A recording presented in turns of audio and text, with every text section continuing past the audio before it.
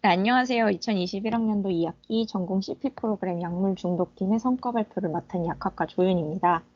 저희는 약학과 17학번 4명으로 이루어져 있고 김초예, 손민희, 조윤, 허연 학생으로 이루어져 있습니다. 저희 발표는 이런 순서로 진행을 하겠습니다. 첫 번째로 참여 동기인데요. 저희가 이번 전공 CP 프로그램에서 초점을 맞추었던 게 의약품에 어떤 제재학적 내용이 적용되고 있는지를 찾아보는 것이었어요. 그래서 전공 수업을 들으면서 배웠던 내용이 실제 시판되고 있는 의약품에 어떻게 응용되었는지를 조사하고 공부하면서 전공 과목에 대한 이해를 높이고자 하였습니다. 또한 약학과 전공 과목 중에 약물학, 제제약, 약물치료학 등 다양한 과목들이 있는데 각 과목에서 많은 수의 약물을 각각 배우고 있어요. 그래서 그 과목에서 배우는 내용을 연계해서 공부를 하게 되면 각 의약품을 이해하는데 더 용이할 거라고 생각했어요. 또한 약물에 대한 심도 깊은 학습을 해보고자 했는데요.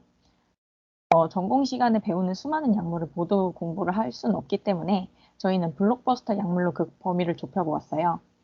블록버스터 약물은 사실 10억 달러 이상의 매출 규모를 갖는 약물을 뜻하는 말인데 저희는 비교적 최근에 개발되었고 시장 규모가 빠르게 성장하는 약물로 정의를 내려서 약물을 선정했고 그 과정 중에서 약물 시장 동향과 그 규모를 파악할 수 있는 기회를 가질 수 있었습니다.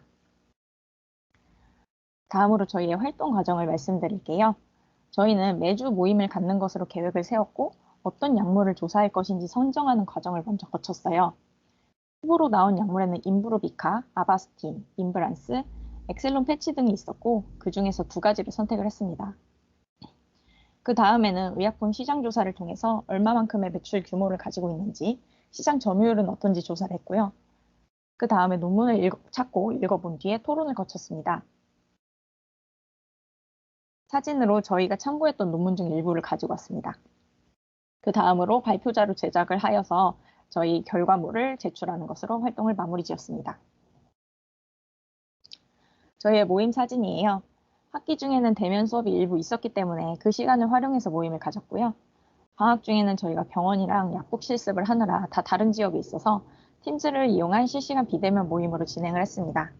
총 12번 만나서 모임을 가졌어요. 저희 팀의 프로그램 결과물을 이제부터 발표하겠습니다. 저희는 블록버스터 약물 중 임브루비카와 엑셀론 패치를 선택해서 조사를 했어요. 임브루비카는 외투세포 림프종, 만성 림프구성 백혈병, 발덴스트롬 마크로글로불린 혈증 등을 적응증으로 승인을 받은 티로신 키나아제 억제제의 일종이에요. 시장 규모로는 2019년 50억 달러를 기록했고 앞으로 2030년까지 660억 달러를 기록할 것으로 예측되고 있는 성장 가능성이 큰 약물입니다. 또한 비슷한 저국증을 가진 약물과 비교했을 때 그 치료 효과가 월등한 것으로 나타났어요.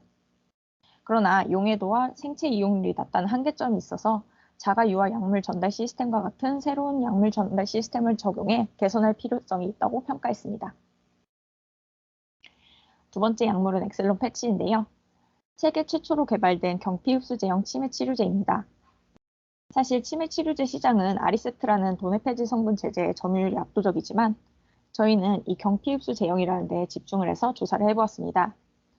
치매 치료제의 가장 큰 단점은 오심, 구토와 같은 위장관계 부작용인데 경피흡수 제제는 약물을 피부를 통해서 천천히 전신 혈류로 도달하게 되기 때문에 최고 농도와 최저 농도 차가 크지 않게 되어 그래서 부작용을 낮출 수 있다는 장점이 있고 이에 따라서 미국에서 연간 4억, 전 세계 1조 3천억 원 정도의 시장 규모를 형성하고 있습니다. 그러나 보다 시장 규모를 확대하기 위해서 적용 간격의 연장이 필요하다고 생각이 되어서 이온 페어링 스트래터지를 제안하였고요. 또한 피부에 접착하는 제형이기 때문에 발진, 알러지 등의 부작용 개선을 필요하다고 보았습니다. 자세한 내용은 저희가 결과 보고서로 제출한 자료에 나와 있으니 참조 부탁드릴게요. 마지막으로 참여 소감입니다. 앞서 말씀드렸듯이 저희의 프로그램 참여 동기가 약학과 전공 과목에서 학습했던 내용이 연계였는데요. 실제로 이번 프로그램을 진행하면서 다양한 전공 과목 내용을 적용할 수 있는 계기가 되었고 앞으로의 학습에도 응용할 수 있는 정보를 얻게 되었습니다. 여기 보시면 왼쪽 그림은 약물학에서 치매 치료제에 대해서 배웠던 내용이고 약물학에서는 어떤 약물이 어떤 기전으로 어떤 질병의 치료에 사용되는지에 대해서 배우게 됩니다. 이 다음에 오른쪽 그림은 제제학에서 첩부제에 대해서 배웠던 내용인데 의약품 개발 시에 적용될 수 있는 제제학적 지식을 배우고 어떤 구조를 가진 약물이 어떻게 용출되는지에 대해서 배웁니다. 여기 보시면 첩부제의 4가지 유형에 대해서 나와 있는데 저희는 이렇게 공부한 내용을 바탕으로 엑셀론 패치가 어떤 방식으로 만들어졌는지를 알 수 있었어요. 이렇게 2가지 내용을 기반으로 치매 치료제, 리바스티기민 제제의 경피흡수제형인 엑셀론 패치, 아까 말씀드렸던 것을 학습할 수 있었던 것이고, 이걸 보시면 이번 학기에 배우고 있는 신경계 약물치료학 수업에 나오는 내용인데요. 리바스티그민 제제가 어떤 용법과 용량으로 환자에게 적용되는지 배우면서 저희가 조사한 내용을 응용해 볼 수 있게 되었습니다. 다음으로 저희가 전공 과목인 제제학 내용을 바탕으로 이 프로그램을 진행하긴 했지만 새롭게 개발된 의약품을 찾아보면서 교과서에는 나와 있지 않은 내용들을 많이 공부할 수 있는 전공의 공부의 시간을 가질 수 있어서 뜻깊었습니다. 그러면서 약물에 대해서 다양한 관점에서 생각해보고 특히 저희는 약물의 기전이나 특장점뿐만이 아니라 그 한계점과 개선 사항까지 많은 고민을 해보면서 이해를 할 수 있었다고 말씀드릴 수 있습니다. 마지막으로 정말 많은 연구 논문과 리뷰 아티클을 찾아볼 수 있었는데 저희가 사실 아직 학부생이라서 논문을 접할 기회가 많진 않았어요. 그런데 이번 프로그램을 통해서 어떻게 논문을 찾아야 할지 또 어떻게 탐색을 해야 될지 더 효율적인지 많이 공부할 수 있는 기회가 되었습니다. 네, 저희 발표는 여기까지입니다. 들어주셔서 감사합니다.